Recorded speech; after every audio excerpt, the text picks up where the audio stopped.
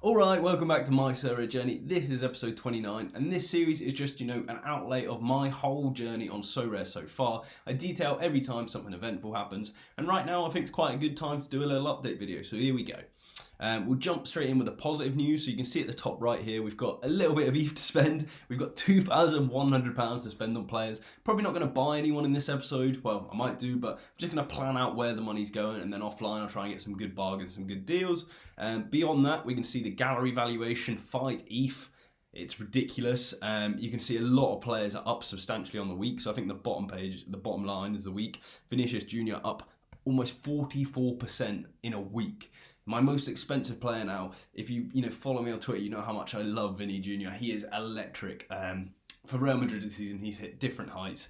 And then linking him with Toni Kroos, who is also just, the postman. He's always delivering, back-to-back hundreds he's just had. Vinicius is even more expensive than him. I don't know. They just keep going up together. I'm loving it. Donnarumma, of course, we love. Messi, please sort out all your, injuries and let Poch know to sort himself out as well. But yeah. Beyond that, I think the only negatives here are that, my rare prices, static or down. I just can't seem to get the rare cards right. They either don't play, they're injured, or they just remain at the same price. It's pretty annoying.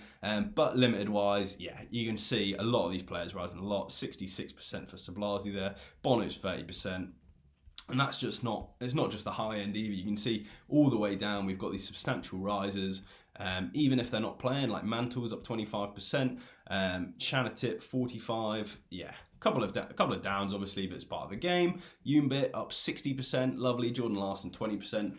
ETH has gone down and then kind of back up in the same time period, so I don't think that should be factored in too much. Most people value in fiat, so if ETH was to go down like we saw before, you'll see ETH prices rise because the majority of people just got better bargains. For me, I believe Ethereum is probably going to be worth more in the long term, so I'm happy to stack ETH, and that's why I value everything in ETH. It's why I kind of consider ETH as my main valuation, although I do take into consideration fiat because I want to know what everyone else is doing, if someone else thinks that's a bargain and when they can sell stuff quickly. And yeah, that's pretty much where we're up to. You're probably seeing a load of new faces. I'm going to go through one by one and just explain my thinking, my rationale and why I signed them, how long they'll probably be staying in the club and all the rest of it to help you guys. And with all these prices rising, even kind of new, low tier players are rising. I think that means there's a lot of new people, a lot of new eyes joining Sorare. If you're new, I'll chuck in the top right here my playlist on getting started on Sorare. Beyond that, just watch a couple of these my Sorare journey videos. I like chuck in a couple of key, tips and tricks here and there. So I hope that helps you. It's helped a couple of people. So yeah. Beyond that, we'll just go on to what I assume, or not what I assume, is the bad news, and that is, well, we'll start with small good news. Football's back. Bad news is I put out as many teams as I can, and they're all pretty much dead before we've even got to Sunday. So.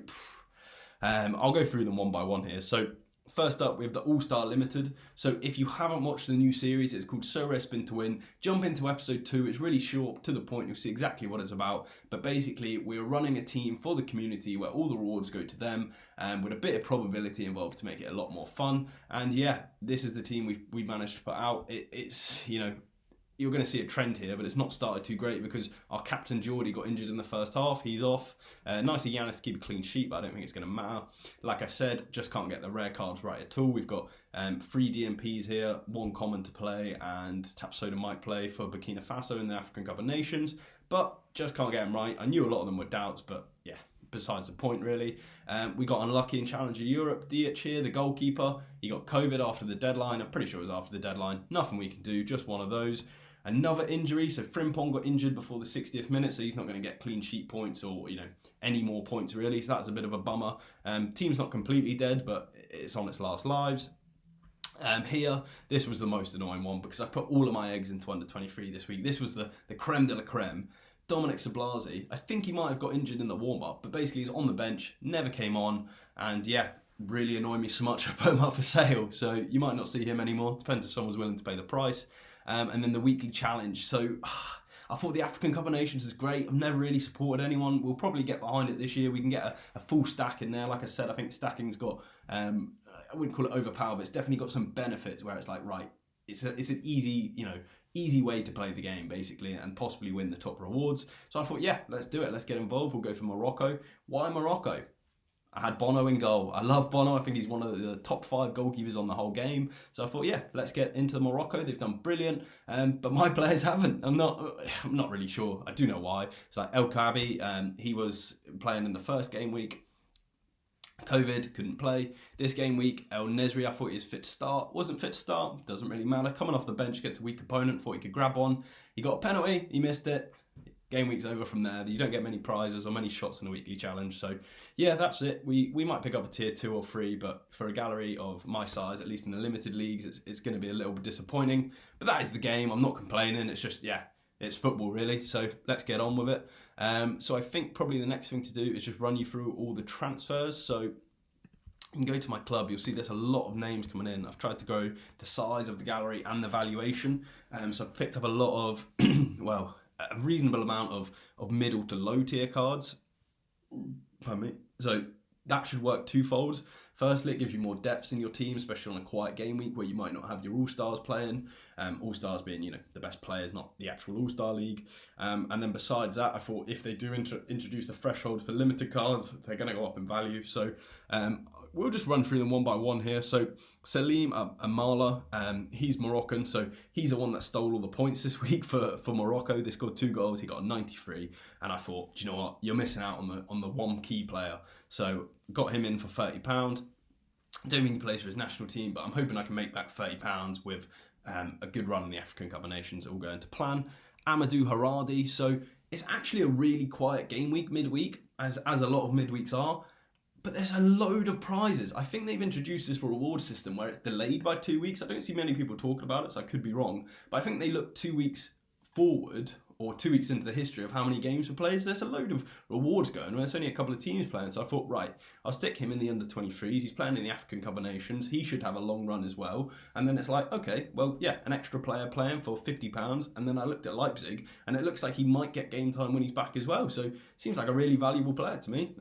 Again, not the most knowledgeable on these. Don't think, I'm some genius that has all the information on players. I do as much research as I can, and then I dive in. Especially these low-tier cards. I don't need to be up all night thinking about it. I can take a punt.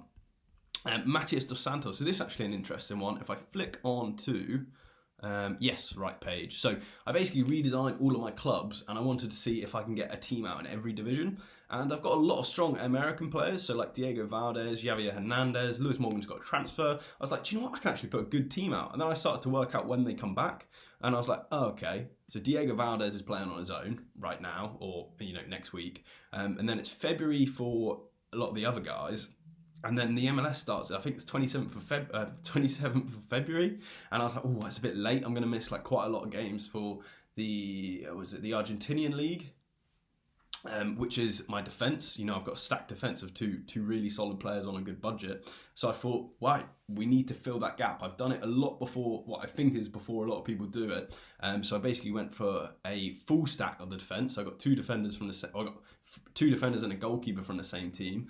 And then I needed a forward and attacker. So as for Vélez Starfelt in Argentina, I was going to go for their whole team. And their best midfielder and attacker have both left. And I was like, leaves me a bit stuck. So rather than a full stack, I've gone for a defensive stack and an attacking stack. The best attacking team in Argentina last year was River Plate. So I went to get some of their players. And I think I found a really good bargain in Nicolas de la Cruz here. I got him for about £40-50. And I was like, he was one of the top scorers last year. He's dropped out of under 23, so I think a lot of people are, not thinking about him. And he had a 6-month injury or something similar. Really top scorer on the game though. Plays for one of the best teams. Seems like a good choice to me, so I went and got him. And then the other player I'm obviously debating is super high end. Is his name going to escape me? Oh, I'm going to have to look it up here quickly. Sorry about that. I'm sure you're all shouting at the screen of who it is. But I can't think of Thiago Almada, but it's not him. There it is. Julian Alvarez. So, one of the best scorers on the game, 21. He's one of the best prospects in the world, basically. So, the reason why I don't want to get him is because he's linked with, Man United, Arsenal, all these big teams where he might not, start that much and definitely wouldn't be worth his kind of £400 price tag. So I'm basically sitting on that, sitting tight. If he goes, I'll get his transfer. If he doesn't go, I'll consider spending big on him, but it's not guaranteed. And what that does is basically from the jump, before MLS has started, we're going to have a full team going. And I think that's going to be one of those, again, quiet weeks where not many teams are out, but there could be some good rewards in there. So, yeah, I thought it was a good fun. And then we get the backup options when everyone's back. Someone like Javier Hernandez should slot in. So, yeah, that would be great. We could drop, if we did get, what was his name? Forgot it already. Anyway, you remember, if we do get Julian Alvarez, we can slot him into under 23s as, you know, one of the best scoring attacking forwards, and then we can drop Hernandez into America. And besides that, we'll try and fill out places in Asia. Challenger Europe needs a lot more work in terms of like scoring. We can get a team out, but it's probably not too strong. But yeah, I thought this is a great plan. A lot of you asked me for this spreadsheet, but like, I'm really reluctant to send it because it's literally just like names. All you have to do is go and put a title, you know, goalkeeper, defender, midfielder, attacker, for all the rest of it, and you're done. So yeah, it's going to take 2 minutes, but I think it's a great, you know, little tip. Plan out all your teams, even if it's just 2 teams, just plan them out, and then, you know, the less teams you have, the more you can go there, check their fixtures, see if anyone's got, you know, a cup game where they're not going to be playing a week and you're going to be a player short. Get them in whilst no one's, you know, while it's quiet, whilst no one's looking at them. And you can probably get a bit better value. So that's pretty much it. We'll continue on. Is there anyone with us? Loom, he was in for Idrissa Gana Gay, I think, for Ghana. And I'm not sure if Gana Gay's back, but for £8, I was like, gives me cover. I'll probably sell him now that I've picked up Amadou Harada, butchering all the names. Smolov is from Spin to Win. Szymanski's from Spin to Win. Nesri I discussed for the Moroccan stat. Shanatip, this was a good one. So I was listening to Quinny's stream. Shout out to Quinny. He's really full centre this year. He's got himself this little studio. He's really going into it. Go check out his live streams. They've been a load of fun. And he always drops just little, like, without even meaning to, he just drops these hints of like knowledge. And it's like Shanatip's just signed for Kawasaki Frontale. If you don't know, they're the best team in the J-League by some way. He's one of the best scorers on the game at like a lower division club. So I was like, right, he's just going to boom in price once that's like out to the public. It was already like public. You could find it on Twitter, but obviously not everyone's got in-depth knowledge of that. So I got him for £20. I think he's already at like 35, 40. Yeah, so that was in like a couple of days. So shout out to Quinny, and best of luck on your, you know, step forward this year, I guess you'd call it. So the next team is quite interesting. So Postman, Puskas, Arda, and Dirk. So if you don't know, I do my Sorare Sundays where we go on Twitter and do a Twitter space for all of the Sorare fans, and you just chat football or ask any Sorare questions if you're new. And there wasn't any new players, so what we were doing was kind of like bargains. So we went through, and everyone that was talking said like someone they thought was good buys. I did a little bit of research myself, and I ended up with nearly a full team. So Postman, 19, already playing first team football for £11, seemed good value again. Puskas got a transfer to the Turkish league, the top team there, I think it's Transpor. He's under 23s as well, plays left back. I thought, do you know what, he could absolutely hammer scores in if he starts there. I got him for about £22, I think he's at 40 now. I'm just like kind of low stakes grinding, like if you imagine poker, just being really good at it and just like, yeah, I'm going to dip into the low stakes. But, you know, I was a bit bored, and I thought, you know, can I make a little bit more money on the side? If I can do it quite easily, why not? Arda, so shout out to Chris Quirk. He was telling me a lot about the Turkish league on the spaces, and he was like, yeah, they have to have so many Turkish players in their team this year, and you know, a lot of the youngsters will probably get a move or could be getting places. So long term, you can see the value like 5x, 10x if you sit long enough. We saw this with one of the Netherlands keepers recently, and I thought, yeah, that's exactly what I'm going to do. Dirk Proper is just one of those 19-year-olds already scoring. I think I got him for like £10, £20. I was like, again, good value. Kashina, we love Kashina. We went for the Player of the Year card. We proper full sent for that. Got good value on it as well. But that's for the spin to win, as a lot of these players are. Kang, old favourite. El Kawi, we've already mentioned. Hakimi. So I want to run a full PSG stack. I spoke about how like it's kind of the easy way to play Sorare, and you can get some of the top end rewards. Slightly, you know, advantageous, where I think it kind of kills the game. I mentioned it. People disagree. Don't care. But I want to run the PSG stack because I think it's probably one of the best Champion Europe stacks you can get next to Bayern Munich. But I think it's probably half the price, if not a little less, excluding Mbappe, obviously. So I thought Hakimi, Moroccan, African combinations, PSG stack, perfect. I'm getting second thoughts. You know, the wing backs get absolutely hammered on this game, except for Trent Alexander-Arnold, who's a monster. But I was like, I just can't really put up with him. But then he links under 23s with Donnarumma. He's a real kind of a mess on whether I keep him or not. So I switch I switch out every day on whether I want him or not. Marcelo, I saw him being linked, so I followed a lot of transfer sites on Twitter, and I just thought, is any consistent names coming up that I know that are cheap? Marcelo was one of them, and obviously playing for such a good team in Champion Europe, he drops down, pardon me again, if he could just drop down to like any kind of team and still be like a really valuable asset, great player. I'm not sure if he's going to go, but he was linked to a lot of places. I thought, do you know what, I'll take a punt. And then his limited price was substantially more than 10% of his rare price. Obviously, they should be pretty close. I think it was like closer to 20. So I thought, do you know what, he's not that expensive. We can get his rare card and just kind of like take a bigger punt, if that makes sense. Umik Garam, so he was great for the club at Olsen, and then he randomly got dropped second half of the season for the last couple of games. Wasn't getting full game time. Obviously fell out with the manager, or maybe some of the other players were better. Olsen are top 1 or top 2 best teams in the K League, and I was like, pretty much dead. I sold him off in rare, and then he's got a transfer. I forgot who he's transferred to, but basically means he's going to be an all-star, striker again. He's kind of the K League Kevin De Bruyne. For £11, I probably should have picked up more. I probably still can. I think he's still about the same price. So that seemed really strong. Rio Hatate moved to Celtic, and I think I've gone actually through everyone there. So yeah, that's pretty much the update. There was a lot of speaking. Hopefully some valuable knowledge there for you. If any of them go wrong, I'm so sorry. If any of them go right, unbelievable stuff. Pat me on the back and all the rest of it. I don't know. Just having a laugh now. But yeah.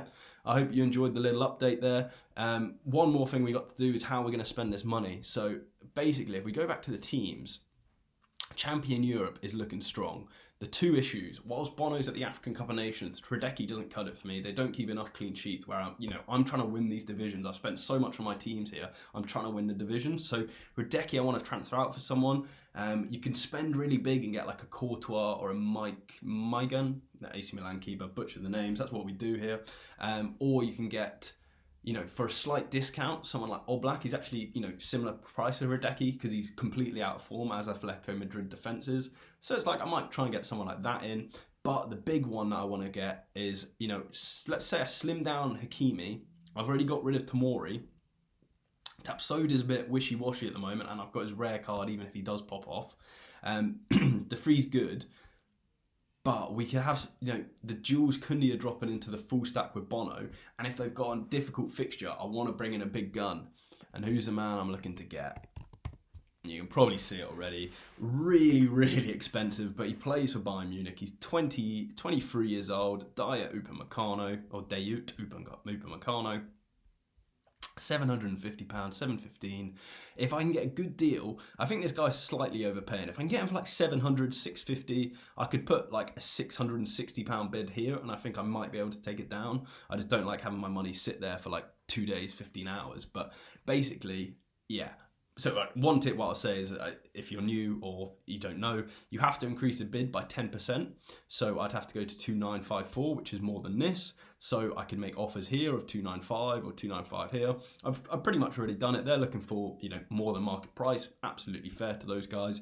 But yeah, if you're going to bid, I could put a bid in here of £670, and someone's going to have to improve on that by 10%, which is over market price, which then you're bringing into the region of, right, just buy the players guaranteed, then you don't have to wait all these times. So that's what I'm thinking of doing.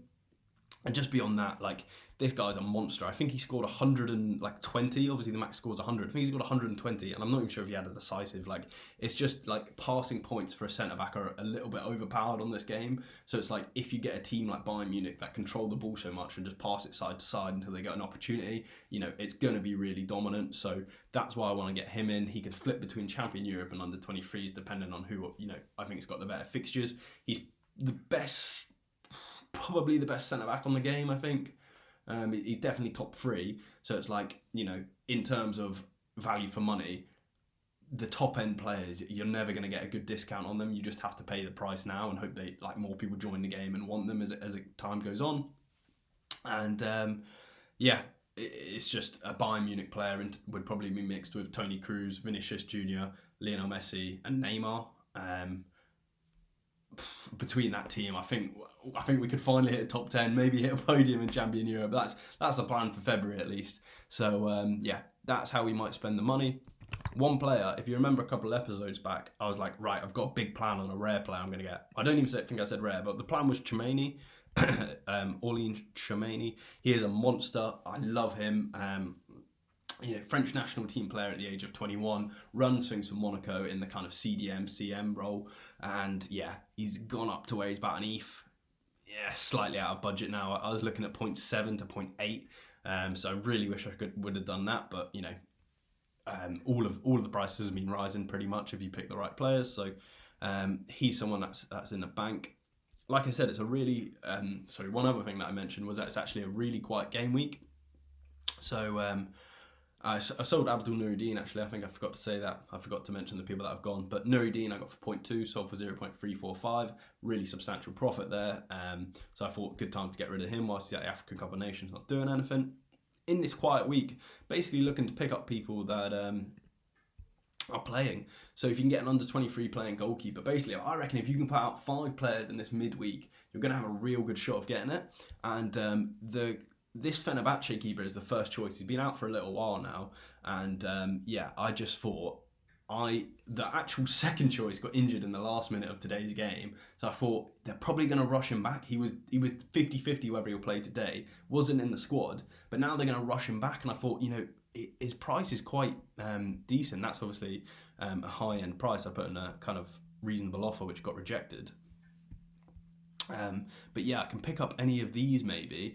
And then I can just buy it forward, and we're going to have 5 playing players. I think 5 playing players would probably put you in like top 40 already. And they've 250 cards, I think it is, on under 23s. So, it's never a wise choice to buy cards for one game week. But I think I'm going to test it out again because there's just so many rewards for how many teams are playing. I could be wrong, but look, I've done well on this game by taking risks, and it's a risk I'm willing to take. I often go the opposite way to what people do. Obviously, I know buying cards for one game week is not the right price. They're not the right choice. They're so expensive. Football's random. All these things can happen. But in these little niche areas where there's a mismatch and where you think you might have an edge, try and take advantage of it. And if you're wrong, you're wrong. Don't do it again. Learn from it. So, that's something that I might try and build. But like I said, it's expensive. It's for 1 week. I'm just seeing what I can do. And that's basically where the money might go. I think that's pretty much it for this episode. I've rambled on a lot, but I hope it was valuable to some of you. And yeah, if you have liked, please subscribe. I'm trying to push, as much content out, as much entertainment as I can. And all the best to you. Thanks. Cheers.